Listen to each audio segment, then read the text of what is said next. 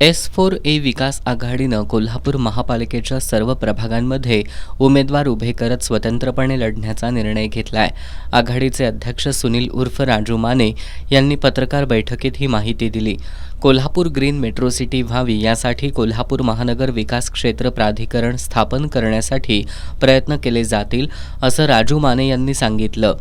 यासोबतच नियोजित म्हाडा आणि सिडको प्रकल्प राबवून सामान्य नागरिकांना परवडणारी घरं उपलब्ध करून देणं, केंद्र शासनाच्या निधीतून DP प्लॅनमधील तसंच शहराच्या बाहेरील 20 किलोमीटर परिसरातील 30 मीटरचे रस्ते विकसित करणं, छत्रपती शाहू मिलच्या जागेवर सांस्कृतिक वारसा विकास प्रकल्प राबवणं यासाठी आघाडी निवडणूक रिंगणात उतरत असल्याचं माने यांनी सांगितलं. शहरातील TP स्कीम 1 ते 5 मंजूर असतानाही त्यांची पूर्ण अंमलबजावणी झालेली नाही, असं सांगत उर्वरित संपूर्ण शहर क्षेत्रासाठी TP स्कीमची अंमलबजावणी करण्याचा प्रयत्न केला जाईल, असं राजू माने यांनी सांगितलं.